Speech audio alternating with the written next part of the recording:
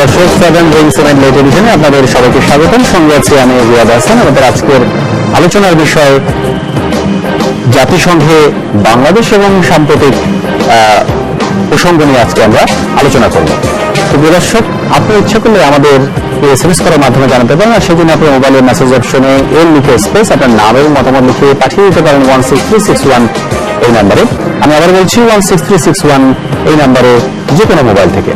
দর্শক, আজকের এই বিষয়ে কথা বলার জন্য আমাদের স্টুডিওতে উপস্থিত আছেন দুজন অতিথি, আর একজন আমাদের সাথে যোগ দেবেন। আমাদের সাথে পরবর্তী দেশে যোগ দেবেন বিএনপির যুগ্ম মহাসচিব ব্যারিস্টার এ মাহবুবউদ্দিন খোকন। আমাদের সাথে আছেন আওয়ামী লীগের সাংগঠনিক সম্পাদক আহমদ হোসেন। আমাদের সাথে আছেন জাতীয় পার্টির প্রেসিডেন্ট সদস্য মোহাম্মদ আতিকুর রহমান আতিক।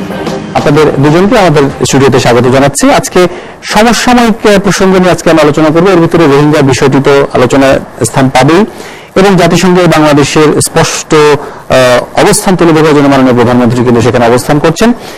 এবং এই প্রসঙ্গ ছাড়াও আরো কয়েকটি বিষয় রয়েছে। সেখানে বাংলাদেশের চাল নিয়ে একটি বিষয় হচ্ছে, চাল নিয়ে মন্ত্রী স্বয়ং বলছেন যে চাল নিয়ে চালবাজি হচ্ছে, অনেকে সেখানে মজুদ করে রেখেছেন।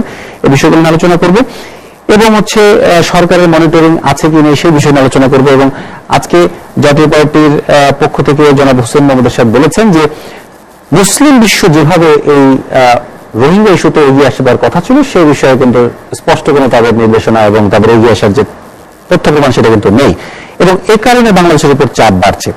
সবকিছু নিয়ে আজকে আলোচনা করবো। প্রথমেই জনাব আহমদ হোসেন, আপনার কাছে আমি জানতে চাই যে বাংলাদেশে এত বড় একটি দুর্যোগ, অর্থাৎ মানবতার যে বিপর্যয়ের যে অবস্থা, সেই বিপর্যয়ে বাংলাদেশ যতটুকু পেরেছে ততভাবে তারা স্বাগত জানাচ্ছে, কিন্তু এর ফলশ্রুতি অর্থাৎ এর যে ব্যাপকতা, এর পরবর্তী সময়টা আমরা কিভাবে এই তাদেরকে ম্যানেজ করতে সক্ষম হব বলে আপনি মনে করেন?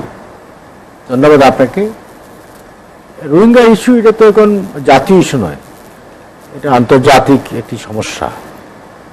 কাজে এটা ইন্টারন্যাশনাল ইস্যু, এবং এই ব্যাপারে আন্তর্জাতিক সহযোগিতা ছাড়া এই ইস্যুটিকে সেটেল করা তো কঠিন। রোহিঙ্গা ইস্যু যেভাবে আমাদের শরণার্থীদের যে আমরা আশ্রয় দিয়েছি, এটা মাননীয় প্রধানমন্ত্রী জননেত্রী শেখ হাসিনার মানবিক দায়িত্ব তিনি পালন করেছেন।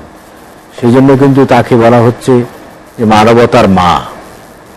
এবং যেদিন তিনি গেলেন রোহিঙ্গা ক্যাম্প পরিদর্শন করতে, তখন ওই রোহিঙ্গা শিশু, নারী, পুরুষ সবাই চিৎকার করে বলছে যে মা মা মা, মানে মা তাদের আশ্রয় দিয়েছে। এবং ইতিমধ্যে আপনি দেখেছেন জাতিসংঘের মহাসচিব প্রধানমন্ত্রীকে অ্যাপ্রিসিয়েট করেছেন, এবং গতকালকে আমি দেখেছি, মিডিয়া দেখেছি যে ইউরোপিয়ান পার্লামেন্ট থেকেও একটি অভিনন্দন জানিয়ে একটি প্রস্তাব পাশ করা হয়েছে। এটা হল আমরা পশ্চিমা বিশ্ব এবং ইউরোপিয়ান কান্ট্রিজগুলো থেকে রেসপন্ড আসছে। মুসলিম ওআইসিতেও এটা নিয়ে আলোচনা হচ্ছে, এবং বিশেষ করে সবচেয়ে গুরুত্বপূর্ণ হচ্ছে যে এই প্রেক্ষাপটেই যখন শরণার্থীরা আমার দেশে আসছে, একটি মানবিক বিপর্যয় হয়েছে, ঠিক এই প্রেক্ষাপটে জাতিসংঘের ৭২তম অধিবেশন। সুতরাং আমরা ৭২তম অধিবেশনের মধ্যে যদি আপনি বাদ দেন স্বাধীনতার ৪৫ বছর বা ৪৬ বছর, ৪৪ বছরে ৪৪ বার আমরা গিয়েছি, সরকার প্রধান, রাষ্ট্রপ্রধানরা গিয়েছেন, কিন্তু এবার প্রধানমন্ত্রী শেখ হাসিনা গিয়েছেন। আগের গুরুর চেয়ে এবারের যাওয়াটার মধ্যে এটা আলাদা একটা তাৎপর্য আছে, আলাদা একটা বিষয় আছে। একবার বঙ্গবন্ধু বলেছিলেন বাংলায় ভাষণ দিয়ে, সেখানে যে উনি সারা পৃথিবীতে আলোড়ন সৃষ্টি করেছিলেন। প্রধানমন্ত্রী যখন যাচ্ছেন, আমি যাওয়ার সময় ওনাকে সেভ করেছি। সেভ করার মুহূর্তে আমি ওনাকে বলেছি যে আপনি যাচ্ছেন যে নতুন ইতিহাস সৃষ্টির জন্য, এবং এই ইতিহাস এবার আপনি সৃষ্টি করবেন। কারণ এবার জাতিসংঘের অধিবেশনে আপনার সকলেরই চোখ থাকবে আপনার প্রধানমন্ত্রী শেখ হাসিনার দিকে। আরেকজনের দিকে চোখ থাকতো যদি তিনি যেতেন। তিনি যেহেতু মোরালি উইক, নৈতিকভাবে দুর্বল, সেই কারণে তিনি যাননি অং সান সুচি। কারণ তিনি জানেন যে অপরাধ আমি করেছি, সেই জন্য আপনার বিশ্ব দরবারে গেলে, জাতিসংঘের অধিবেশনে গেলে আমি তুপের মুখে পড়বো, তুপের মুখে পড়লে তো আমি কোনো জবাব দিতে পারবো না। সেই কারণে কিন্তু তিনি নৈতিক পরাজয় কিন্তু এখানে তার হয়ে গেছে। সুতরাং এবার এই প্রবলেমটাকে, এ ধরনের অভিজ্ঞতা তো এর আগে আমাদের ছিল না। আমাদের শরণার্থীদেরকে ম্যানেজ করা আগে টুকটাক এসেছে, এটা তো 78 সাল থেকেই শুরু হয়েছে, কিন্তু এখন তো মহামারী আকারে এসেছে। এটাকে এখন প্রধানমন্ত্রীর কথায় যদি ফিরে যায় যে আমি যদি 16 কোটি মানুষকে খাওয়াতে পারি, তাহলে 10 লক্ষ মানুষ বা 7 লক্ষ মানুষকে আমি ভাগ ভাটাই করে খাবো। এই যে ওনার বয়সে কিন্তু ওনার বক্তব্যের মধ্যে কিন্তু বার্তা আছে, আমরা কিছু না কম খাবো, তাই তারপরে ওদেরকে খাওয়ানোর ব্যবস্থা করতে হবে। তারপরেও ইন্টারন্যাশনাল কমিউনিটিকে আমরা আবার জানিয়েছি, আন্তর্জাতিক কমিউনিটি তারা এগিয়ে আসছে, এবং জাতিসংঘের তো একটা আলাদা ডিপার্টমেন্টই আছে শরণার্থী বিষয়ক ডিপার্টমেন্ট, যে পৃথিবীর দেশে দেশে শরণার্থী, শুধু বাংলাদেশে না, কিছুদিন আগে আমরা লক্ষ্য করেছি যে আপনার সিরিয়া থেকে শরণার্থীরা আমরা বিভিন্ন দেশে দেশে গিয়েছে, সেগুলো ম্যানেজ হয়েছে না। সুতরাং আমরা আশা করি যে এখানেও এটা আমরা ম্যানেজ করতে সক্ষম হব। প্রবলেম আছে, সমাধানও হবে। তবে এ কথাটা দৃঢ়তার সাথে আমি বলবো, এরা হচ্ছে বার্মিজ নাগরিক, আপনার মিয়ানমারের নাগরিক, এবং মিয়ানমার গভর্নমেন্টকে অবশ্যই তাদের নাগরিক দিয়ে নিতে হবে। আপনাকে ধন্যবাদ, আবারও আপনার কাছে ফিরে আসবো। আমরা বলেছিলাম যে আমাদের মাঝে এসে যোগ দেবেন ব্যারিস্টার মাহমুদুল খোকন, তিনি এসে যোগ দিয়েছেন, আপনাকে আমাদের স্টুডিওতে স্বাগত জানাচ্ছি। জনাব খোকন, আজকে আমরা সাম্প্রতিক ঘটনা প্রবাহ নিয়ে আলোচনা করবো, তার ভিতরে অনেকগুলো বিষয়, এর ভিতরে রোহিঙ্গা ইস্যু নিয়ে আলোচনা করবো, এর ভিতরে চালের বাজার অস্থিতিশীলতা নিয়ে আলোচনা করবো, এবং একটি প্রতিনিধি দল যুক্তরাজ্যের তারা বিএনপি প্রতিনিধি দলের সাথে দেখা করেছে এবং তারা বেশ কিছু বিষয়ে নির্বাচন কেন্দ্রে কিছু কথা বলেছে। আমরা সে বিষয় নিয়ে আলোচনা করবো, সব বিষয়ে আমরা কাজ করতে চাই। আপনার কাছে আসবো, আমি একটু জনাব আতিক আপনার কাছে জানতে চাই, জনাব এইচ.এম. এরশাদ তিনি একটি মূল্যবান কথা বলেছেন আজকে, যে ওআইসি সহ মুসলিম রাষ্ট্রগুলো যেভাবে এই ধরনের সংকটকালীন মুহূর্তে যেভাবে এগিয়ে যাওয়ার কথা, ঠিক সেভাবে এগিয়ে আসছেন, এবং তাদেরকে তাহলে আমরা দৃষ্টি আকর্ষণ করতে পারছি নাকি এখানে অন্য কোনো রাজনীতি কাজ করছে? ধন্যবাদ আপনাকে এবং এসএটিভির অগণিত দর্শক শ্রোতাদেরকে।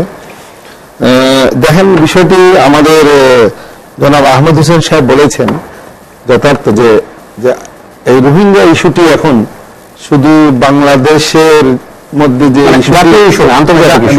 জাতীয় বাংলাদেশের সমস্যাই না, এটা একটা আন্তর্জাতিক ইস্যু।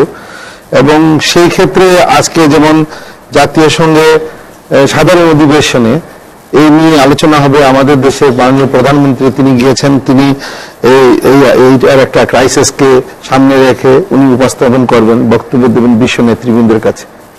কিন্তু ইতিমধ্যে যে এই রোহিঙ্গা ইস্যু, মানে আমার বাংলাদেশের স্বাধীনতা সংগ্রামের সময় যেমন বাংলাদেশের নাগরিকরা ভারতে আশ্রয় নিয়েছিল, তৎকালীন ইন্দিরা গান্ধী তিনি সহানুভূতি দেখিয়েছিলেন, এবার এরা রোহিঙ্গা শরণার্থী আসছে। আমি ধন্যবাদ জানাই মাননীয় প্রধানমন্ত্রীকে, তিনি বলেছেন যে এদেরকে আসতে দাও, সীমান্ত খুলে দাও, আশ্রয় দাও।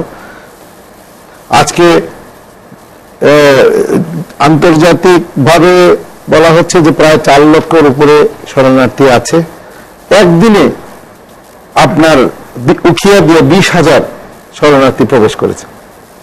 এই যে কেউ কেউ বলছে যে রাখাইন রাজ্যের প্রায় অর্ধেক তাদের জনগণ নাগরিক চলে আসছে, ওই দেশে যে অত্যাচার, নিপীড়ন, নির্যাতন হচ্ছে, এটা তো আন্তর্জাতিক মিডিয়াতে তুলে ধরছে, আপনারা সবাই তুলে ধরছেন। এখন আমি বলবো এটা বিশ্ব বিবেকের মানুষের কাছে, বিশ্ব নেতৃবৃন্দের কাছে এই প্রশ্ন জাতিসংঘ মাধ্যমে। তবে আমাদের দেশে বাংলাদেশ যে একটি মানে সহানুভূতিশীল প্রতিবেশীর প্রতি যে একটা দায়িত্ব সেটা তারা প্রদর্শন করেছে, সেটা শুধু সরকার না, প্রতিটি নাগরিক। আমার চোখের সামনে দেখেছি যে রোহিঙ্গা শরণার্থীর জন্য যে সে তার ঘরে যে একটা কিছু ডিম হয়েছে, কিছু মুরগি আছে, কিছু তাই নিয়ে সে বলছে যে আমি রোহিঙ্গার কাছে যাবো। হাঁস, গরু, কেউ ঔষধ, কেউ পত্র নিয়ে ব্যক্তিগতভাবে বিভিন্ন জায়গায় সংগঠন, মসজিদ, মাদ্রাসা, বিভিন্ন পর্যায়ে জনগণ যাচ্ছে। এটা কিন্তু সরকারের সাথে, এটা কিন্তু একা সরকারের এই ক্রাইসিস সামাল দেওয়া সম্ভব না, সম্পৃক্ত হতে হবে সবাইকে। এবং যেটা বিএনপি নেতা আছেন এখানে, ওনারা বলছেন যে এটা মানে সকলকে নিয়ে করার দরকার, জাতীয় ঐক্যের কথা বলছেন। জাতীয় ঐক্যের কথা ভালো কথা, কিন্তু ঐক্য করতে হলে ওনাদের নেত্রীকেও তো আসতে হবে বাংলাদেশ, এসে সবাইকে নিয়ে। আমাদের পার্টির চেয়ারম্যান প্রেসিডেন্ট এরশাদ সাহেব আছেন, প্রধানমন্ত্রী শেখ হাসিনা ভিজিট করেছেন, হোসেন মোহাম্মদ এরশাদ সাহেব গিয়েছেন তিনি গত বৃহস্পতিবারে, এবং তিনি আবারও যাচ্ছেন। এবং যথার্থ তিনি বলেছেন যে আমরা যতটুকু আশা করেছিলাম যে আরাকান রাজ্যের এই রোহিঙ্গারা তাদের যে ইতিহাস ঐতিহ্য, তারা কিন্তু ওখানকার অধিবাসী, ওখানকার নাগরিক। আজকে অং সান সুচি তিনি যদি দেখে যেতে পারতেন যে তার দেশের নাগরিক আজকে বাংলাদেশের মানুষ কিভাবে জাতিত্ব করে, তারা করছে, তার বিবেককে শান্তি নোবেল পুরস্কার তিনি পেয়েছেন। মানুষ চায় যে এইটা নোবেল এটা যেন ফিরিয়ে নেওয়া হয়, কারণ সেটা তার দেশের সেনাবাহিনী এবং তিনি মিলে যে নির্যাতন নিপীড়ন চালাচ্ছেন সেটা সারা বিশ্ব কিন্তু নিন্দা জানিয়েছে। আজকে জাতীয় সংঘ বলছে, আজকে যে রেড ক্রিসেন্ট বলছে যে এই ধরনের অমানবিক কার্যক্রম, মানে এটা তারা কখনো এটা বলার ভাষা নেই। এই অবস্থায় আমি মনে করি যে ওআইসি কে এগিয়ে আসতে হবে। আমাদের প্রেসিডেন্ট, সাবেক রাষ্ট্রপতি হুসেন মুল্লা এরশাদ যথার্থ বলেছেন, আজকে রাখাইনের যে মুসলিম সম্প্রদায়, জাতীয় সংঘ বলছে যে জাতিগতভাবে তাদেরকে নির্মূল করার জন্য চেষ্টা করা হচ্ছে।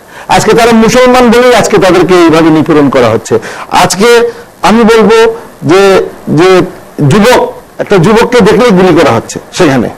আজকে আমরা বৌদ্ধ ধর্ম বলা হচ্ছে শান্তির ধর্ম, আজকে সেই বৌদ্ধ ভিক্ষুরা তারা এবং সেনাবাহিনীরা যেভাবে নিপীড়ন নির্যাতন চালাচ্ছে, এটা নিন্দনীয়। সারা বিশ্বের মানবতার কাছে আমাদের আহ্বান যে শান্তির জন্য, শান্তি মানবতার জন্য এগিয়ে সেটাকে সমস্যা সমাধান করতে হবে। যে জনাব ব্যারিস্টার খোকন, আপনার কাছে আমি জানতে চাই যে এই যে সরকারের অর্জন এবং সরকারের যে আতিথেয়তার মাধ্যমে তাদেরকে বরণ করে নেওয়ার বিষয়টা রয়েছে, এটাকে একটা বড় ধরনের অর্জন বলা হচ্ছে, কিন্তু সেখানে সরকারের কূটনৈতিক ব্যর্থতা রয়েছে বলে আপনারা কিন্তু বেশ কয়েকদিন যাবত অভিযোগ করছেন। বিএনপির পক্ষ থেকে বলা হচ্ছে যে আকাশসীমা লঙ্ঘন করা হচ্ছে এবং বাংলাদেশের যে ভাবমূর্তি, সে ভাবমূর্তি মিয়ানমারের কাছে আসলে সেভাবে বাংলাদেশ তুলে ধরতে পারছে না এবং এই কারণে কিন্তু সমস্যা দীর্ঘায়িত হচ্ছে। মানে কেন এরকমটা মনে করছেন আপনারা? আমি এটাকে ধন্যবাদ, আমি এটাকে অন্যভাবে বলতে চাই। মিয়ানমারের যে সংখ্যালঘু সম্প্রদায় রোহিঙ্গাদের উপর যে সে দেশের সেনাবাহিনী, পুলিশ, সীমান্তরক্ষী বাহিনী যে নির্যাতন করছে, সেটা এই আধুনিক বা গত কয়েক শতাব্দীর ইতিহাসকে ম্লান করে দিয়েছে। মানব সভ্যতার রেকর্ড ভঙ্গ করেছে। সেখানে এত ভয়াবহ বিভীষিকাময় পরিস্থিতি বিরাজ করছে। আপনার নির্বিচারে নারী পুরুষদের হত্যা করা হচ্ছে, দর্শন করা হচ্ছে, বাড়িঘর আগুন জ্বালিয়ে দেওয়া হচ্ছে এবং এমনকি ফসল পর্যন্ত আগুন লাগা দিচ্ছে। এবং আপনারা যারা দেশি বিদেশি টেলিভিশনে বা পত্রপত্রিকায় আমরা দেখছি কি মানুষকে হত্যা করতে পারে আধুনিক বিশ্বে, এবং অনেকের দিকে আটকে উঠে কিভাবে মানুষের জাস্ট সহযোগিতা করতেছে। আমরা যে সিভিলাইজ 1000 বছর আগের মানব সভ্যতার কথা, সেরকম সভ্যতা নাই। চলি মানুষ যেভাবে আর্য জাতি বা বিশৃঙ্খল অবস্থা ছিল, 1000 বছরের যে অর্জন সারা পৃথিবীর আজকে এই জায়গায় আসছে সারা পৃথিবী, সেটা আমরা 1000 বছর পিছনে চলে যাচ্ছি আমরা, বারো বেশি।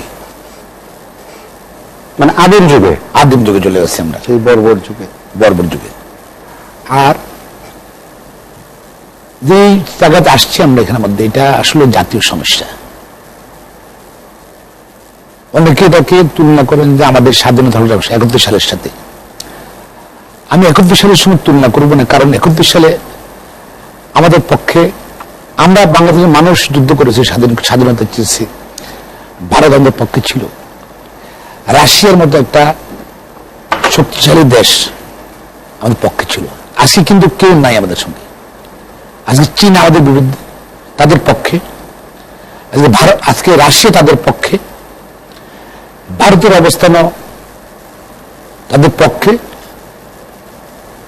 এবং ভারত তো বলেছে বাংলাদেশের পাশে আছে না, ভারত আসছে, তাদের পক্ষে অবস্থান করতে হবে। এখন আমরা আসলে বাংলাদেশের মানুষ আমরা একা, এবং রোহিঙ্গারা একা। আমরা জিও পলিটিক্সের ভিকটিম হয়ে গেছে বাংলাদেশ এবং রোহিঙ্গারা। এখন এই সিচুয়েশনে কি করে ভারত সাহায্য করছে, অনেকে সাহায্য করতেছে, কি ওই যে রিলিফ দিচ্ছে, টাকা দিচ্ছে, এটা তো আর সমস্যার সমাধান হবে না। আমাদের দেশে থাকতে দেবো কেন? এখন মানবিক কারণে আমি তাদের টাকা দিচ্ছি, ওদের দেশে ওরা তো এদের থাকতে চাবে না, ওটা তার নিজের ঘরে নিয়ে বাড়িতে 17 বছর যেখানে ছিল তার বাবা বাবা ছিল ওখানে তারা দেখতে যাবে। কিন্তু গতকাল সর্বশেষ সেনাবাহিনী প্রধানের বার্মিজ সেনাবাহিনী প্রধানের স্টেটমেন্টের পরে তারা সমগ্র জাতিকে ঐক্যবদ্ধ করতে চায় যে এই রোহিঙ্গাদের বিরুদ্ধে। তাদের ভোটাধিকার কেড়ে নিয়েছে, নাগরিকত্ব কেড়ে নিয়েছে, জমির মালিকানা কেড়ে নিয়েছে। তারা এখন কি হলো, এখন তারা ড্রাইভ করতে সমগ্র রোহিঙ্গা নেশনকে। এটা বলছে এরা বাঙালি, সিচুয়েশন ডিফারেন্ট, এটা বাঙালি। দ্যাট মিনস হলো আমরা এই লাইবিলিটি নিতে হবে এখন, এবং এরা ভিকটিম, বাংলাদেশের ভিকটিম। আমরা কূটনৈতিক সফলতা আমি কিছু করার দেখতেছি না, আমি এই মুহূর্তে সফলতা আমি দেখতেছি না। এরা ধরেন যে নৃশংসতা দেখে সারা বিশ্ব বিবেক জানা দিয়েছে। তারা বিভিন্ন জায়গায় ইউরোপিয়ান ইউনিয়ন বলতেছে বা আমেরিকান স্টেট ডিপার্টমেন্টে আমেরিকান মন্ত্রীরা ঢুকতে দেবেন এখানে। দেখেন কি অবস্থা, ছোট দেশ কোথায়, কারণ কি? Because they are backed up by super powers. আমাদের পাশে আসলে কেউ নাই রিলিফ দেওয়া ছাড়া। আপনি ধরেন সরকারের প্রথম পর্যায়ে চেয়েছিল যে এদের পুশব্যাক করেছিল, নিশ্চয় মনে আছে। পরবর্তী পর্যায়ে সমগ্র জাতি, যদি বাংলাদেশে আমরা এখানে হিন্দু, মুসলমান, খ্রিস্টান, বৌদ্ধ সবাই আমরা একত্রে আছি। অনেক ছোট ছোট গোষ্ঠী এখানের মধ্যে আছে, উপজাতীয় গোষ্ঠী আছে, নৃগোষ্ঠী আছে, এদেরকে নিয়ে আমরা সহাবস্থান আছি। আমাদের সংবিধানও কিন্তু অ্যালাউ করছে, এটা অ্যালাউ করে, এবং আমরা মানুষও, সকল মানুষও কিন্তু আমরা মানসিকভাবে প্রস্তুত যে না, আমরা হিন্দু, মুসলমান, খ্রিস্টান এখানে আমরা দৈনন্দিন কর্মকাণ্ড ডিফারেন্সিয়েট করি না, ঠিক আছে।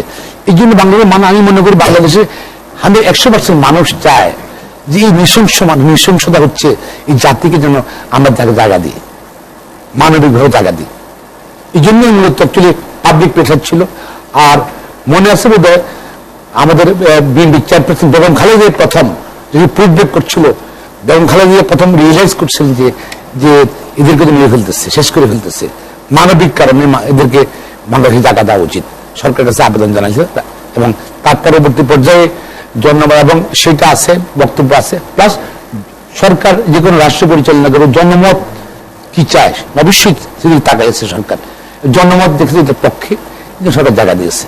এখন এই সমস্যাটা আমরা ফেস করতে হবে। আমার কাছে মনে হয় you to face for long time, long time, এবং এটা এই লং টাইম ফেস করলে এটা অনেকগুলো বাংলাদেশের সমস্যার সৃষ্টি হবে।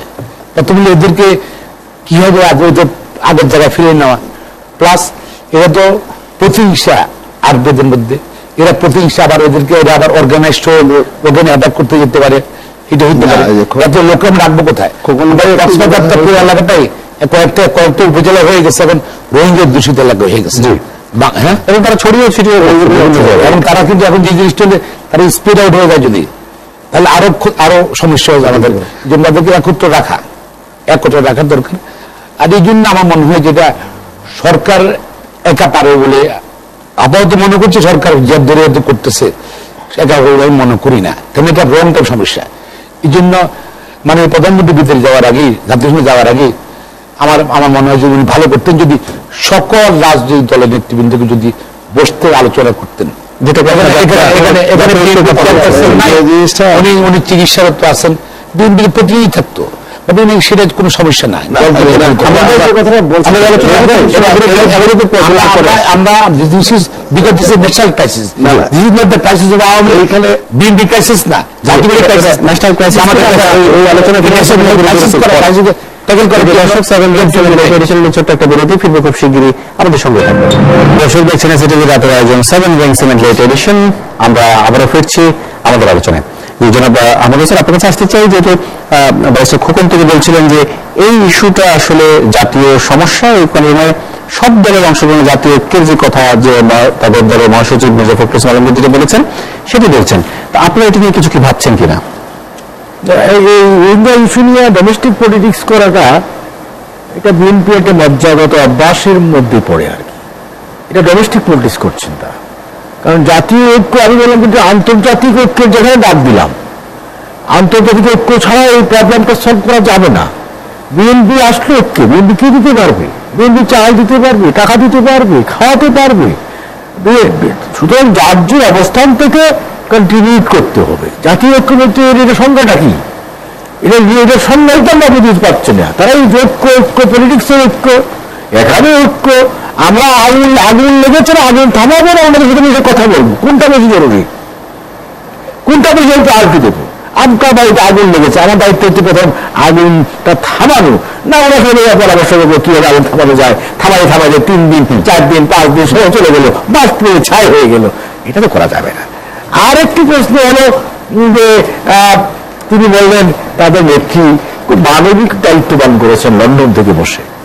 আমরা শ্রদ্ধার সাথে বলছি, এটা পার্টির প্রধান, তিনি যদি এই মানবিক বিপর্যয়ের সময় তার অসুস্থতার আছে, তারপরে তিনি যদি 2 দিনের জন্য আসতেন, এসে বলতেন যে আমি রোহিঙ্গাদের এই মানবিক বিপর্যয়ের সাথে সংহতি প্রকাশ করে, তাদের সাথে একাত্মতা প্রকাশ করে আমি আবার দেশের বাইরে যাচ্ছি সুস্থতার জন্য, আমাকে দোয়া করবেন, তাহলে তাকে আমরা অভিনন্দন জানাতাম। এবং এই বিপর্যয়ের সময় তিনি আসতেন না। এত বড় মহামারী বিপর্যয়, মানবিক সংকট সারা পৃথিবীতে ছড়িয়ে উঠেছে, সারা পৃথিবীর মানুষ বলছে, তখন তিনি কেমন রোগে আক্রান্ত হলেন? নিশ্চয়ই এটা বিএনপি কেন স্টেটমেন্ট আকারে বলছে না যে তিনি কতটুকু সুস্থ, কতটুকু অসুস্থ?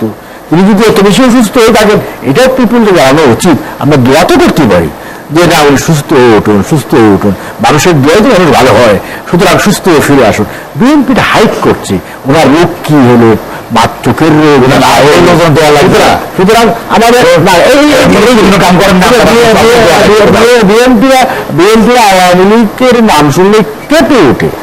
এই যে আমাদের দেওয়া লাগবে না, এই যে এখানে মানবিক পূর্ণ কাম করেন না, এবং উনি কিন্তু কথা বলছেন, আমি চুপ চুপ শুনছি, কিন্তু উনি এখন আমার কথার মধ্যে ইন্টারাপ্ট করছেন। বলেন না, এই যে কথার মধ্যে ইন্টারাপ্ট করা হচ্ছে বিএনপির চরিত্র, আর ফিঙ্গারিং করা হচ্ছে বিএনপির চরিত্র।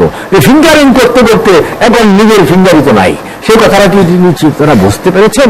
উনি বললেন আমাদের সাথে কেউ নাই, কেউ বলে কেউ নাই, সারা পৃথিবীতে আছে গ্লোবাল কমিউনিটি, আজকে তারা কথা বলছে না, কোথায় নেই জাতিসংঘ যদি সারা পৃথিবীর বিশ্ব সংস্থা হয়, সেখান তো কথা বলা হচ্ছে না। আপনার ইউরোপিয়ান ইউনিয়নের সাথে আপনারা বৈঠক বসতে পারেন, তখন তাতে গুরুত্ব আছে। আর ইউরোপিয়ান ইউনিয়নের পার্লামেন্ট যখন ইলেকশন করে প্রস্তাব পাশ করে, এটা কি গুরুত্ব নাই?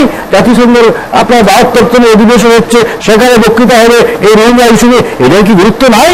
নিশ্চয়ই সারা পৃথিবীর, ইন্দোনেশিয়া বলেন, আপনার এখানে আমাদের যেটা মালয়েশিয়া বলেন, তারা কি তুরস্ক এগিয়ে আসতে বুঝতে হয়, আস্তে আস্তে এগিয়ে আসবে। মুক্তিযুদ্ধে 71-এ কিন্তু আমাদের জাতীয় ঐক্য ছিল, তারপরে কিন্তু 20-25-30% লোক কিন্তু এই ঐক্যের বাইরে ছিল। তারপরে কিন্তু ঐক্য কোনটা? সেটা হলো 80% পিপুল কোন পক্ষে কথা বলে, সেটা হচ্ছে ঐক্য। 20% পিপুল একটু লেজ গুটিয়ে কথা বলে, সব জায়গায় বলে। এটা মুক্তিযুদ্ধে রেখেছি আমরা, না হলে রাজাকাররা করতে হইলো, দালাল করতে হইলো, হ্যাঁ। সুতরাং 20-25%-এর মধ্যে ছিল। সুতরাং আপনি শেষ দলে কি বাংলাদেশের বিএনপিকে আমি বিএনপি নীতিগতভাবে ঐক্যের কথা বলছে, এটা ঠিক, বাট আবার একটু ফিঙ্গারিং করছে, আবার এখন তাদের ইলেকশনের পলিটিক্স করছে। ইলেকশনের পলিটিক্স ইস্যু আসাতে ওনাদের ওই যে সহায়ক সরকারের তথাকথিত সহায়ক সরকারের ফর্মুলা সব মানুষ ভুলে গেছে। বিএনপির দিকে মানুষের চোখ নাই, চুপ চলে গেছে রোহিঙ্গা ইস্যু। সুতরাং আজকে আমি এই স্টুডিওতে এসে আমি বলবো, বিএনপিকে বলবো যে আপনারা আর কতকাল, মানুষ তো দেখে দেখে শিখে, ঘটনা থেকে শিখে, জীবন থেকে শিখে। সুতরাং মানুষ মানুষের জন্য, জীবন জীবনের জন্য, রোহিঙ্গারা মানুষ, জীবন তাদের জন্য আপনারা সেই ঐক্যের সুরে কথা বলেন। এইভাবে লিনার পলিটিক্সের কথা না বলে ঐক্যবদ্ধভাবে আপনি যা পারেন কাজ করেন, সামর্থ্য অনুযায়ী কাজ করেন, আমরা হেল্প করবো, দেশবাসী হেল্প করবে। না ভালো কথা, আমি একটু আমি খোকনদার কাছ থেকে ফিরে আসি, কারণ হচ্ছে না খোকনদার একটা কথা বলছিলেন, ওইটা আমার বলতে বলেন। আমি বলি কি, খোকনদাই বলেছিলেন যে এই ইস্যুটা ন্যাশনাল ইস্যু, জি, কিন্তু শুধু ন্যাশনাল ইস্যু না, আমি মনে করি এটা এখন বর্তমানে এটা আন্তর্জাতিক ইস্যু হয়ে গেছে। কারণ যেহেতু 72তম অধিবেশনে এটা যাচ্ছে, ইতিমধ্যে জাতিসংঘ স্টেটমেন্ট দিয়েছে, ইউরোপিয়ান ইউনিয়ন এবং বিভিন্ন সংগঠন, এমনকি ওআইসিতে যে এই মিয়ানমারের উপরে নিষেধাজ্ঞা আসার জন্য চাপ সৃষ্টি হয়েছে বিভিন্ন সংগঠন। এইটা একটা দিক। আরেকটা হচ্ছে যে খোকন ভাইকে বলতে চাই শ্রদ্ধার সাথে, যে উনি বলেছেন যে বাংলাদেশের পাশে কেউ নাই, এই কথাটা আমি মানতে রাজি না। কারণ এই ক্রাইসিস ইস্যুটা এখন শুরু হয়েছে, কিন্তু বাংলাদেশের 16 কোটি মানুষ আজকে ঐক্যবদ্ধ, এবং এই ইস্যুতে আজকে আন্তর্জাতিকভাবে এটা বলছেন কূটনৈতিক তৎপরতা, আমরা যেটা উনি বুঝাতে চাচ্ছেন, কিন্তু কূটনৈতিক তৎপরতাটা যখন মুক্তিযুদ্ধ শুরু হয়েছিল স্বাধীনতা সংগ্রামে, তখন কিন্তু এইভাবে আন্তর্জাতিকভাবে কিন্তু সময় লেগেছে যে মানুষের দূরগুড়ায়। আমি মনে করি যে এই ইস্যুটা আমাদের সরকার এবং বিরোধী দল এবং আওয়ামী লীগ, বিএনপি সবাই মিলে এটাকে আন্তর্জাতিকভাবে তুলে ধরতে হবে। এখানে বিএনপি আওয়ামী লীগের বিষয় আর আওয়ামী লীগ বিএনপি বিষয় কোনো ক্রাইসিস সেটেল করা যাবে না। আর এটা একটা ভালো কথা বলেছেন, এটা তো লং টাইম সেটেলমেন্ট, এটা কালকেই যে হবে তা না। কারণ এটার পিছনে কিন্তু এই যে মায়ানমার এই কাহিনীর পিছনে কিন্তু আরো কথা আছে। এখানে কি আছে আন্তর্জাতিক চক্রে বুঝতে হবে আমাদের। সাধারণ মানুষ কিন্তু এটা নিয়ে অ্যানালাইজ করে। সেই ক্ষেত্রে আমাদেরকে কূটনৈতিক তৎপরতা ছাড়াও পৃথিবীর, যেমন যুক্তরাষ্ট্র কিন্তু বাংলাদেশের পক্ষে স্টেটমেন্ট দিয়েছে রোহিঙ্গাদের পক্ষে, এবং যুক্তরাষ্ট্র যদি স্টেটমেন্ট দিয়ে থাকে বিরোধী যুক্তরাষ্ট্রের পাশে যারা নেটোভুক্ত দেশ এবং তার মিত্র দেশ নিশ্চয়ই সে ড্রাইভ দিবে, এবং একসময় এটা নিয়ে সলভ হবে। মধ্যপ্রাচ্যের বিভিন্ন ক্রাইসিস এখন রোহিঙ্গা একটা প্যালেস্টাইনের মতো একটা সমস্যা ইস্যু দাঁড়াচ্ছে এখানে, এবং সেই ক্ষেত্রে আমাদের কর্তব্য হচ্ছে আমরা এখানে দলীয় সংকীর্ণতার ভিতরে না থেকে আমরা জাতীয় পার্টি, আওয়ামী লীগ, বিএনপি সহ সবাই দল ঐক্যবদ্ধ হয়ে এটাকে আন্তর্জাতিক ইস্যুতে নিয়ে আমরা মায়ানমারের উপর চাপ সৃষ্টি করে এই যে রোহিঙ্গারা, তারা কিন্তু জাতিগত বার্মিজ এবং তাদের পরিচয় বাঙালি না, তাদের আরাকান রাজ্য থেকে বহু বছরের ইতিহাস আছে, তাদেরকে সেই দেশে নিয়ে সেটেল করতে হবে, এবং সেটা এখন না হোক ওদের ভবিষ্যতে সেটাই হবে আমাদের জন্য চ্যালেঞ্জ। না, যেটা আমি বলতে চাচ্ছিলাম আসলে প্রথম আমি বুঝতে পারছি কিনা, আমি বলছি যে কারণে বাংলাদেশে 100% মানুষ কিন্তু মিয়ানমারের মানুষের প্রতি, মানে আমাদের রোহিঙ্গাদের প্রতি সিম্পাথাইজড। মানবিকভাবে সবাই যেন এটাকে ডিল করছে, সবাই হৃদয়ে একটা ক্রন্দন। এভাবে হতে পারে একটা নির্যাতন, এ মানুষের জবাই করতে পারে, এ মানুষকে রেপ করতে পারে, রেপ করতে জবাই করতেছে। আবার আমাদের জায়গাতে অনেক মহিলাকে রেপ করতে পারতেছে, তার জবাই করতেছে, রেপ করতে পারতেছে, ছেড়ে দিচ্ছে। এই সিচুয়েশন, মানে শিশু ছোট ছোট বাচ্চাদের দিয়ে মারতেছে, সবকিছু মিলে এটা বিভীষিকাম অবস্থা। এই অবস্থাকে আমরা ট্যাকেল করি, বিকজ আমাদের লং পেসে আমি ইনসেন্সিবল সারা পৃথিবী আমাদের পক্ষে আছে, সিম্পাথাইজড, ইউরোপিয়ান পক্ষে আছে, আমেরিকার পক্ষে আছে, কিন্তু আমেরিকা তারা থোড়া কেয়ার করতেছে না, মন্ত্রী ঢুকতে দেবে না আমাদের মধ্যে, আপিল করতেছে, মহাসচিব সব সিকিউরিটি গার্ডসের মেম্বারদের নিকট চিঠি লিখেছে, কিন্তু কত তারা কি করতেছে, তারা কি করতে পারবে? বিকজ আমাদের এখানকার লোকাল রিজিওনাল পলিটিক্সে আমরা খুব ভিক্টিম হয়ে গেছি। আমি সেটাই লিখছি, এই যে রিজিওনাল পলিটিক্সে মিয়ানমারকে ব্যাক করতেছে চায়না, মিয়ানমার ব্যাক করতেছে রাশিয়া, এবং ভারতের অবস্থান এই আবার মিয়ানমারকে তারা সব ব্যাক করতেছে গভর্নমেন্টকে। আমাদের বলেছে, আমাদের সঙ্গে আছে কি, আমাদের রিলিফ পাঠাচ্ছে, এবং আমেরিকা কিন্তু, বিকজ আমেরিকা এখনকার যে সিচুয়েশন, রিসেন্ট সিচুয়েশন, ইন্ডিয়া রাশিয়াকে ছেড়ে আমেরিকার সঙ্গে গেছে, আর আমেরিকা আমাদের জন্য যুদ্ধ করতে পারবে না, যুদ্ধ করতে পারবে না মিয়ানমারদের জন্য, বাংলাদেশের জন্য। তারা হয়তো জানাবো, ইউরোপিয়ান যুদ্ধ করতে পারবে না, যুদ্ধ করতে পারবে না। সিচুয়েশনটাতে এসব প্রেশার থাকবে, কিন্তু প্রেশারে মিয়ানমারের গত ইভেন সূচি কিন্তু তার বিশ্বের শান্তি, তার স্যাক্রিফাইস সবকিছু, তার হাইট অনেক উপরে হাইট ছিল, এবং মানুষ নোবেল পুরস্কার পেয়েছে, তার থেকে মানুষ অনেক আশা করছিল, কিন্তু সে কিন্তু আজকে, মানে আমরা তো যেমন চিনি না, আপনি চিনি না, আমরা চিনি তাকে চিনি, আমরা কিন্তু ওয়ার্ল্ড তাকে চিনি, সিভিলিয়ান গভর্নমেন্ট, এবং সে কিন্তু ওদের সমর্থন দিচ্ছে। সেনাবাহিনী প্রধান গতকাল, তাদের সেনাবাহিনী প্রধান গতকাল পরশু জাতির ভাষণ দিয়েছে, সেখানে বলছে মিয়ানমারের রোহিঙ্গা মিয়ানমার নাগরিক নয়, অবস্থা আমি ক্লিয়ার করে দিল। এবং এটা হতে পারে সূচি তাদের কথা না, বা নিয়েছে রিকোয়েস্ট, অন রিকোয়েস্ট রেখেছে, সূচিকে ওয়ার্নিং দেওয়া, জাস্ট ফলো আর ইনস্ট্রাকশন, ডিসিশনটা কমে যাবে আমাদের। আমি সেটা বলছি যে টোটাল আমাদের যদি এই বলয়টা যদি থেকে সাপোর্ট পাচ্ছি না আমরা, মানে আমরা এখন যদি মানবিক সাহায্য পাবো, রিলিফ পাবো, চাউল পাবো, বা টাকা পাবো, টাকা দিচ্ছে। আর যেটা বলছি যে এটা সরকার কি একা যদি আওয়ামী লীগ সরকার যদি ডিল করতে যায় তারা কিন্তু অনেক ঝুঁকিপূর্ণ আছে। আওয়ামী লীগের ট্র্যাক রেকর্ড ভালো না রিলিফ ব্যাপারে হ্যান্ডেল করতে। আর মনে আছে কিন্তু আইলের ব্যাপারে মনে আছেন, আইলা হাজার হাজার কোটি টাকা আসছে, আইলে আসছে, এবং দেশের মানুষের কিন্তু বিভিন্ন আর্থিক প্রতিষ্ঠান শত শত কোটি টাকা দিয়েছে, কিন্তু আইলে পর্যন্ত কত টাকা ধরে আবার টাকা দিছে, কতগুলো মানুষকে দিচ্ছে, কত টাকা আছে নবীটা নোস। এই জন্য সরকার যে রিলিফ আসতেছে, বিদেশ থেকে সাহায্য আসতেছে, হ্যাঁ আসতেছে, এগুলো নিয়ে সরকার কিন্তু আলটিমেটলি বুমেরাং হয়ে যেতে পারে। রিলিফ হ্যান্ডেল করার আওয়ামী লীগের ট্র্যাক রেকর্ড আইলের রেকর্ড দিয়ে আমি বলছি, এই জন্য কিন্তু জটিল করতো। আর এটা একটা ট্র্যাক রেকর্ড ভালো আছে যে রিলিফ দেওয়ার ব্যাপারে আমাদের দেশের যে সেনাবাহিনী তারা কিন্তু একটা বিরাট ভূমিকা রাখতে পারে এবং তাদেরকে সম্পৃক্ত করা প্রয়োজন আছে। এবং আমার না না করলে হবে না, হবে না, তাদের বস্তা দিয়ে বিলি করার না টোটাল বিলিটাকে সমন্বয় করার যদি আর্মিকে দেওয়া উচিত, সেনাবাহিনীকে দেওয়া উচিত, টোটাল সমন্বয় করা। আর্মি তো আছে তাই না, কিন্তু ঘটনা আমার সিভিলিয়ান কি অবস্থা, সিভিলিয়ান অ্যাডমিনিস্ট্রেশন কি অবস্থা গেছি আমরা। এই যে 13 সালে চাকরি হয়েছে একটা এশিয়ান কমিশনার, ওই যে কাস্টমসের এই সব কোটি টাকা তার বলে পাওয়া গেছে, দেখছেন নাকি? হ্যাঁ, মানে আমি শুধু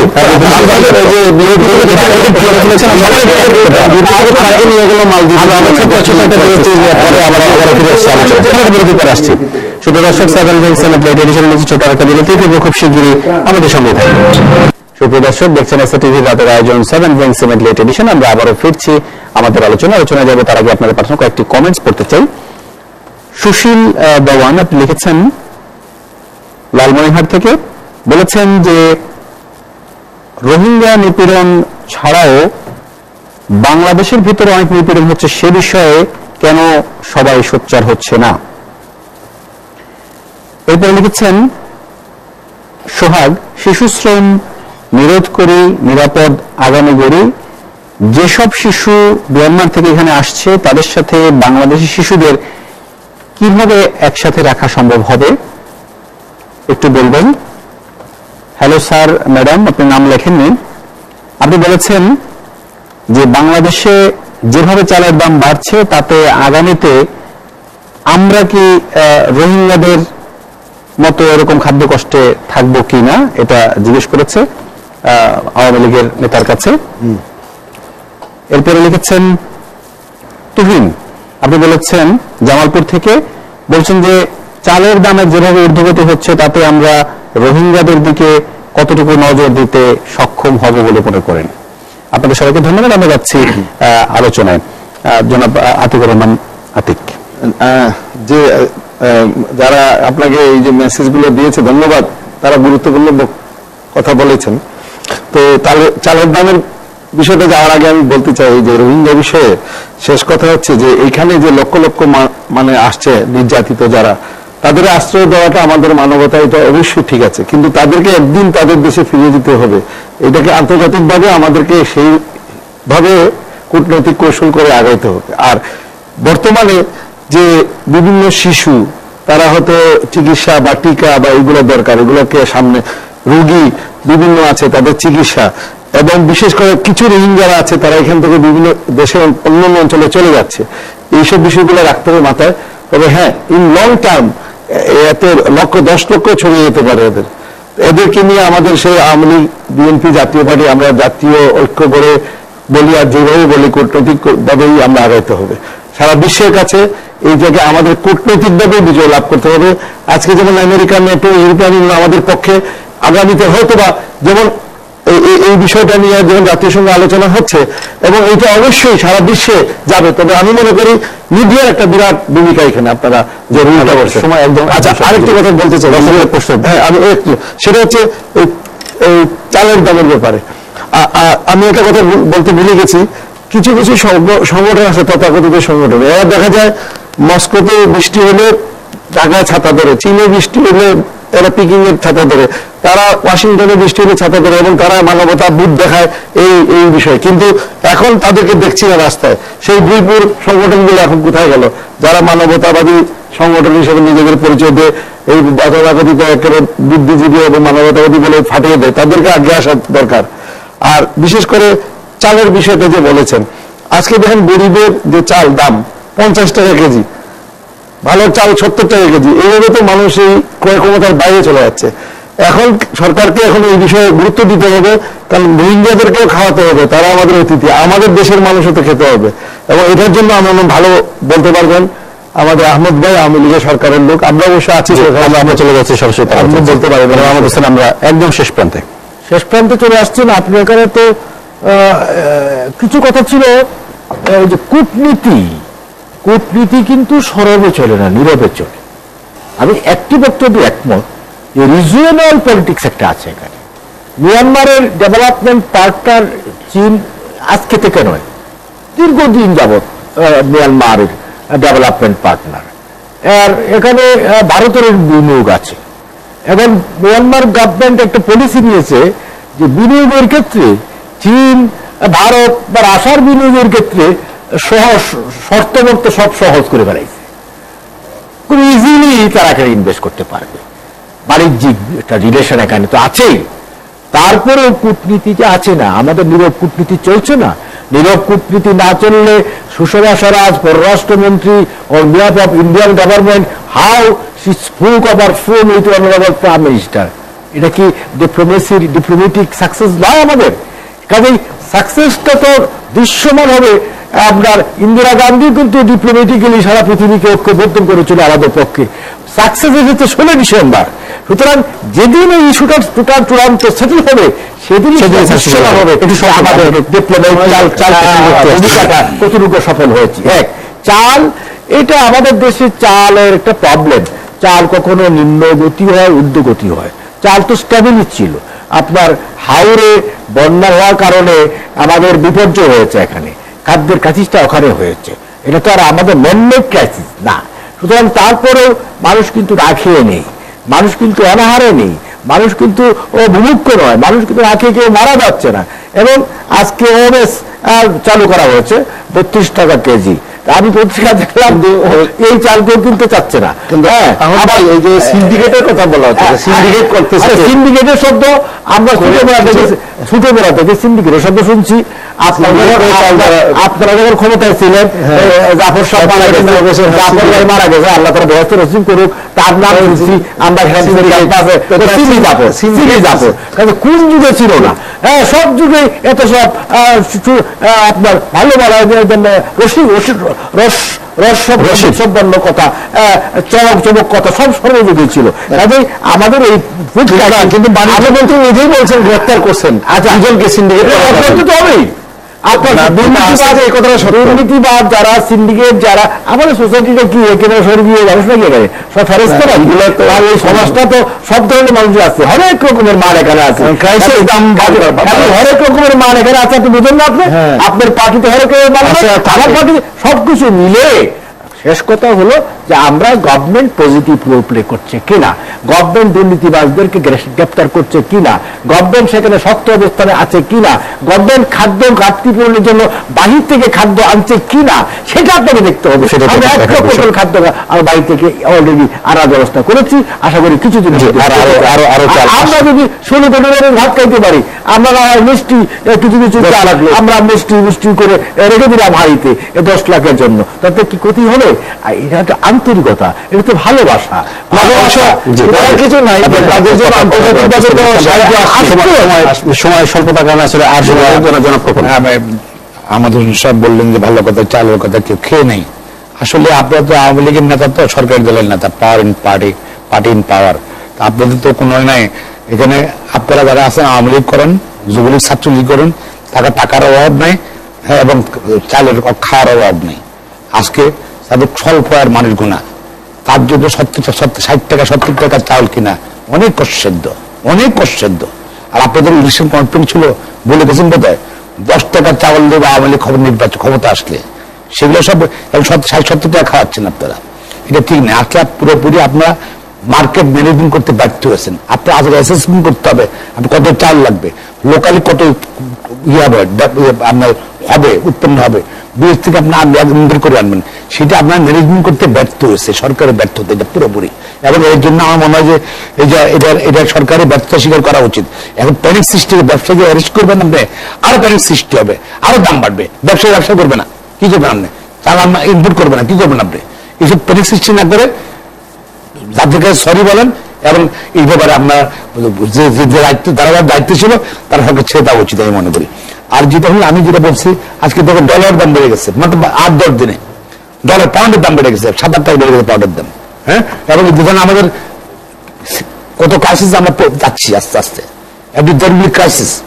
আর লাস্টে যেটা বলতে চাচ্ছি আমি, পুরো শেষ সময় শেষ বলতে না, লাস্টে যেটা হয়তো আগে রাশিয়া যদি ভারত যদি 40-50 বছর রাশিয়ার সঙ্গে ছিল, এক দল হয়েছিল, সে দলে থাকলে হয়তো বা আমার দেশে আমরা পরিস্থিতি আসতো না। যে সময় ভারত রাশিয়াকে ছেড়ে আমেরিকা ব্লকে চলে গেছে, হ্যাঁ বলে চলে গেছে, চীন এবং রাশিয়া কিছু কিছু ব্যাপারে ঐক্যমত হয়ে গেছে। এবং এই কারণে এবং আমরা বাংলাদেশে আমরা প্রো ইন্ডিয়ান বা ইন্ডিয়ার ভারতের দুর্বলতা সরকার আছে, এই জন্য সম্ভবত চীনের কনফ্লিক্ট নেই, কিন্তু চীন ভারতের কিন্তু বর্ডার কনফ্লিক্ট এখন নাই, বন্ধ হয়ে গেছে এটা।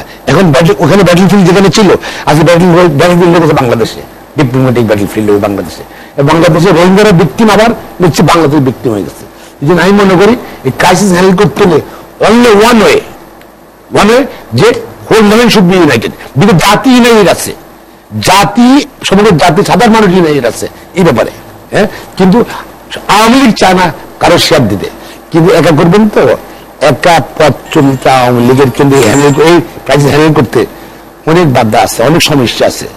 এবং আপনারা কিন্তু আপনাদের বিকজ আপনার ম্যান্ডেটের সমস্যা আছে, আপনি বলতে পারেন আপনি পার্লামেন্টে আছেন, বাট মানুষের ম্যান্ডেট নিয়ে কিন্তু পার্লামেন্টে নাই, আপনাকে টুলি রিপ্রেজেন্ট করার জন্য পার্লামেন্টে ভোটে দেয়, বিনা ভোট হয়েছেন, আপনার এমপি হয়েছেন, ভোট দিয়া যে আমার প্রতিনিধি বানাইছি ভোট দিয়া 154 জন নাই, মেজরিটি নাই, আবার সেই পার্লামেন্টের সরকার।